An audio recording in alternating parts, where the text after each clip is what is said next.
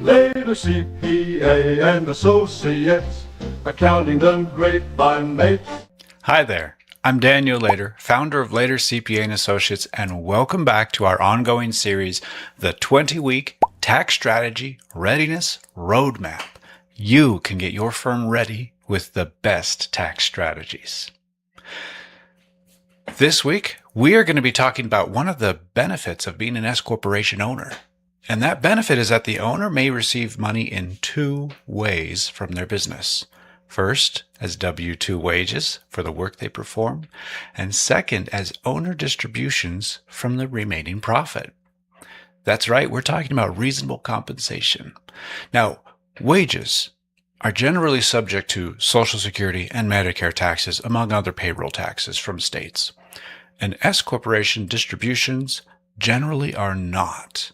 This can create tax savings, but the IRS does not allow an owner to avoid payroll taxes by taking an unreasonably low salary. An S corporation owner who works in the business must generally receive reasonable compensation for their services. So what does reasonable compensation mean? Reasonable compensation is the amount the business would normally need to pay someone else to perform the same work. Think about this question. What would I need to pay a qualified person to replace the work I do? That answer is not based only on how much money the owner wants to take home. It should be based on the actual work performed for the business. What factors are we going to be considering? There's no single salary that works for every single S corporation owner, but there are several factors that can affect the amount of salary. Owner's training and experience, the type of work the owner is performing, the number of hours worked, the owner's responsibilities, size and location of the business, what similar businesses pay for similar work, and whether other employees help perform that work. For mental health practice owners, this might include several different roles: providing therapy, supervising clinicians, managing your employees, marketing the practice, handling billing and administration, and making financial and business decisions. A solo therapist doing nearly all the work may need a different salary than an owner of a large group practice who spends only part of their time seeing clients.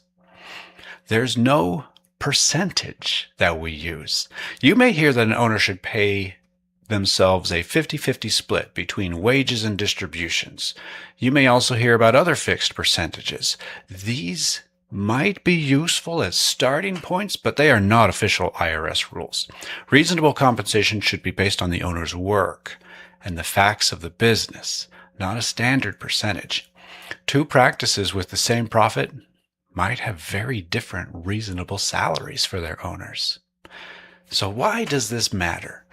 Well, the IRS may review an S corporation owner when that owner takes large distributions and reports little or no W-2 wages and is performing most of the work that produces the business income. The IRS can reclassify distributions as wages.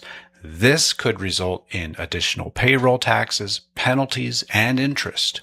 Paying an unnecessarily high salary is not always the answer either. That could reduce the payroll tax savings that made the S corporation attractive. The goal is not to find the lowest possible salary.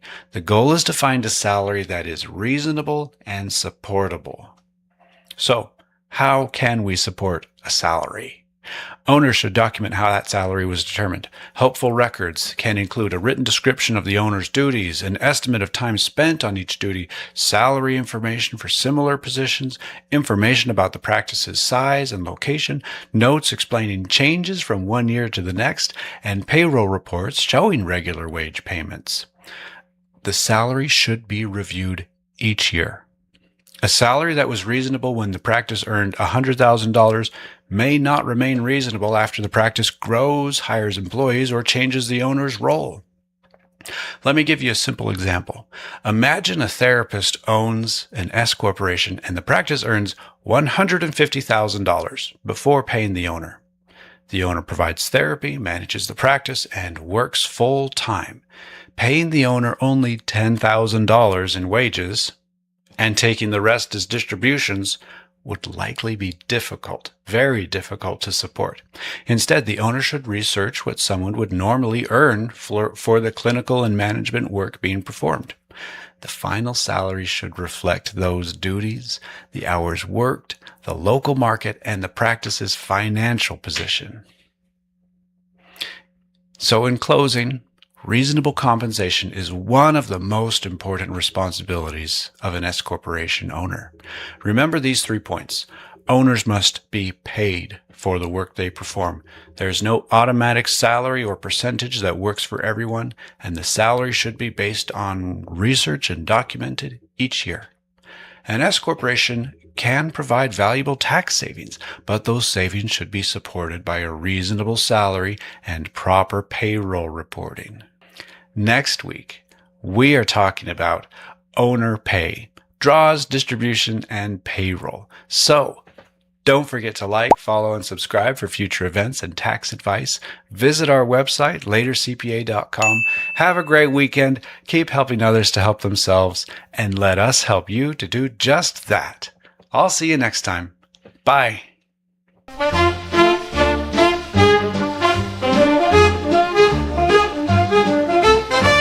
For all your tax needs and more,